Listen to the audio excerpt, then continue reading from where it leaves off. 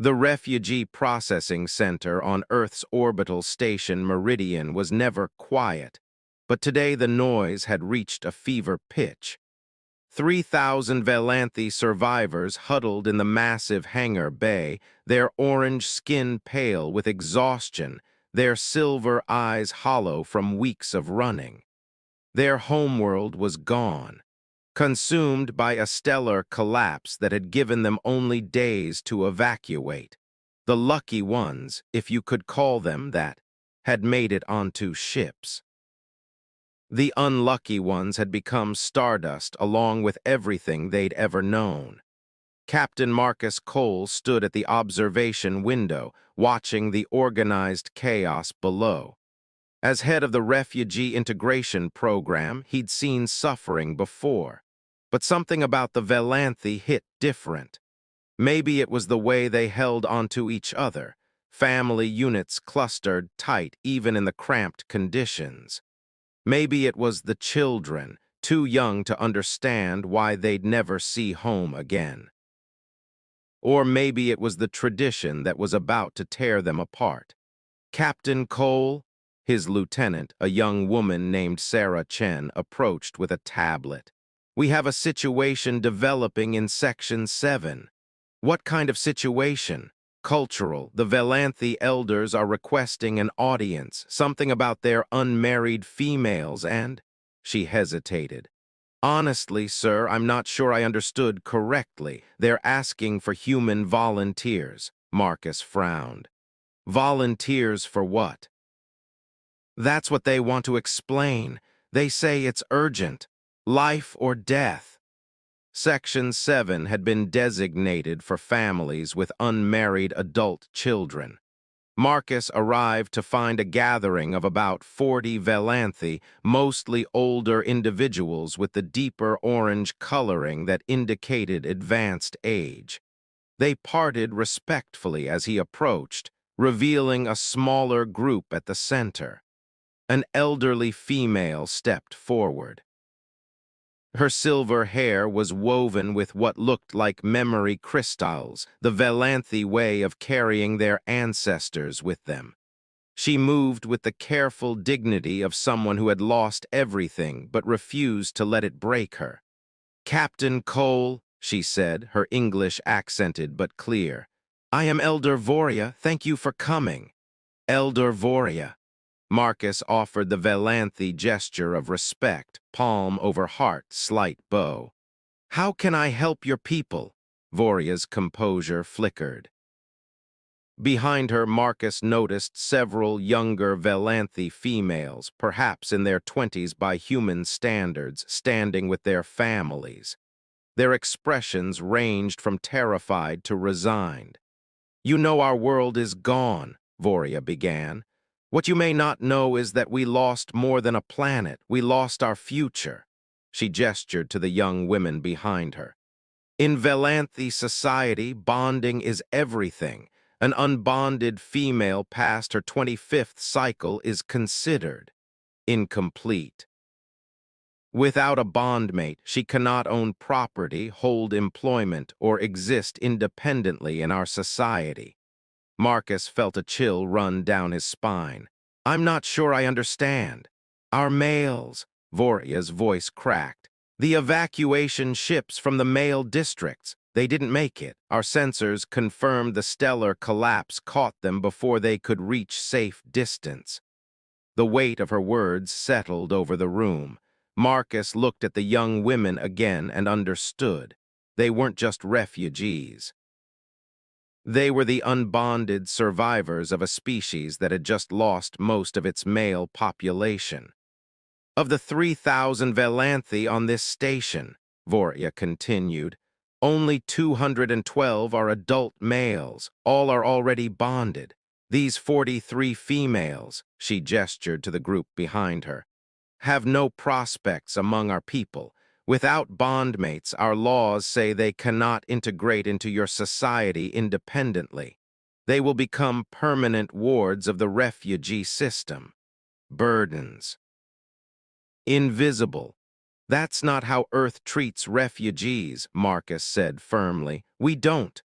Your laws are generous, Voria interrupted gently.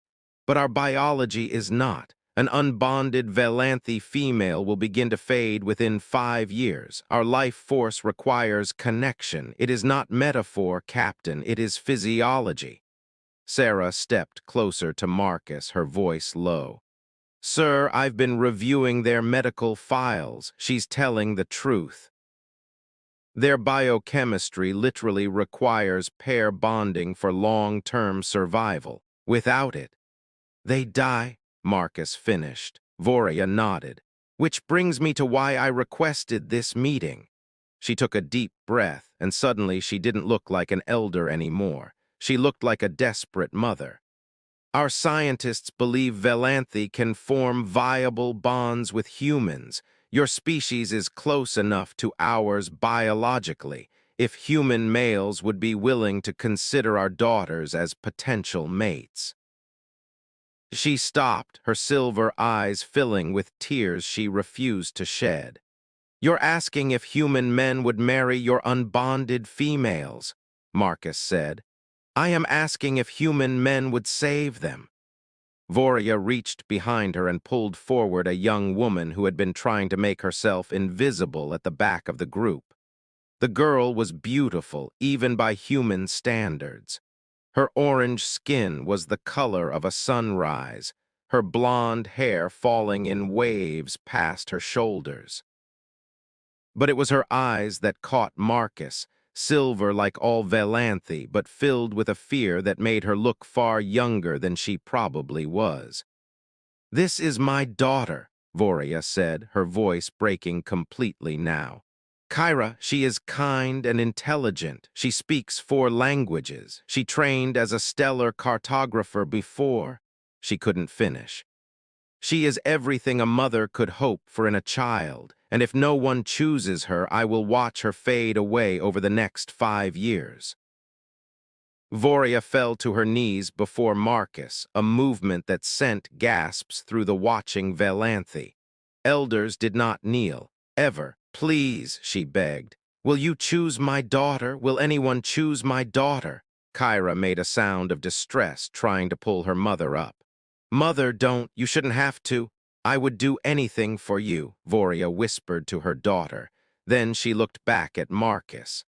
I would kneel before 1,000 humans if it meant you would live. Marcus felt the eyes of everyone in the room on him. His lieutenant, the Velanthe elders, the 43 young women whose lives depended on the whims of strangers, and Kyra, who looked like she wanted the floor to open up and swallow her whole. He should call his superiors, file a report. Let the bureaucracy handle this through proper channels, but bureaucracy moved slowly, and these women were already dying. Elder Voria, Marcus said, his voice carrying through the silent room. Please stand. He helped the elderly woman to her feet, then turned to face the full gathering. I can't speak for all of humanity, he said. I can't promise that everything will be fixed by tomorrow, but I can promise you this: no one on my station fades away while I have breath in my body. He looked at Kyra, really looked at her, and saw past the fear to something else. Strength. The kind that came from watching your world burn and still finding reasons to stand. I'll put out the call, Marcus continued. Volunteers who understand what's being asked, men who are willing to open their hearts to something unexpected. He paused. But that's going to take time, days, maybe weeks. He removed his captain's insignia and pressed it into Kyra's hands before he could second-guess himself. In the meantime, he said, I step forward.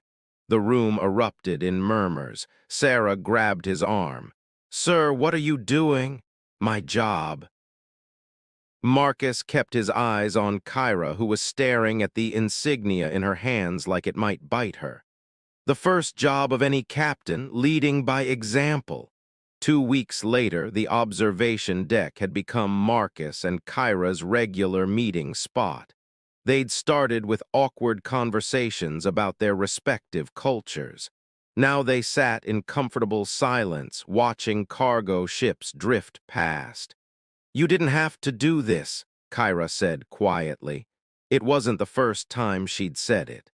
"I know. You had a life before, a career. You'll face questions from your superiors, your family." "Already have," Marcus shrugged. "Told them the truth, that I saw someone who needed help and I was in a position to provide it." Kyra turned to look at him, her silver eyes searching. "Is that all this is? Help?" Marcus considered the question carefully. In the beginning, yes, it had been duty, responsibility, the right thing to do.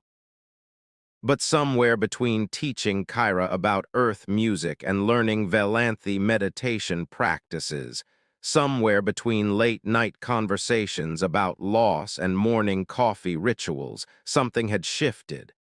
"No," he admitted. "It stopped being just help around day 4, when you laughed at my terrible cooking and then ate it anyway to spare my feelings." A smile flickered across Kyra's face. "Your protein cubes were legitimately terrible." "Noted." He reached over and took her hand, still marveling at how her cooler temperature had become familiar. "What about you? Is this still just survival?" Kyra was quiet for a long moment. "My people believe that bonds cannot be forced, that even in arranged situations the connection must grow naturally or it will wither. And, and I keep finding excuses to be near you." She tightened her grip on his hand. "I keep wanting to know what you think about things, what makes you laugh. What keeps you awake at night?" She looked up at him. "That's not survival, Marcus. That's something else entirely." Below them, the station hummed with activity. 42 other Velanthi women were meeting with human volunteers, some connections sparking, others requiring more time. It wasn't a perfect system. Nothing born from tragedy ever was, but it was hope. "Tell me about your homeworld," Marcus said. "The parts you loved." Kyra's eyes glistened. "I wouldn't know where to start." "Start anywhere. We have time." And so she did. She talked about bioluminescent forests and twin moons, about festivals where her people danced until dawn, about her father who had died in the evacuation and the lullabies he used to sing. Marcus listened to every word, filing them away like precious cargo. These were her memories now, and if she was willing to share them with him, he would carry them with the reverence they deserved. When she finally fell silent, exhausted from the emotional weight of remembering, he wrapped an arm around her shoulders and let her rest against him. "Thank you," she murmured. "For what?" "For stepping forward, for not looking at me like a problem to be solved." She nestled closer. "For making me feel like maybe I'm not just surviving anymore." Marcus pressed a kiss to the top of her head, breathing in the unfamiliar but increasingly precious scent of her. "You're not," he promised. "And if I have anything to say about it, you never will be again." Outside the window, the stars burned cold and distant. But inside the observation deck, wrapped in the warmth of a connection neither of them had expected to find, two people from different worlds began building something new. Something that felt remarkably like home.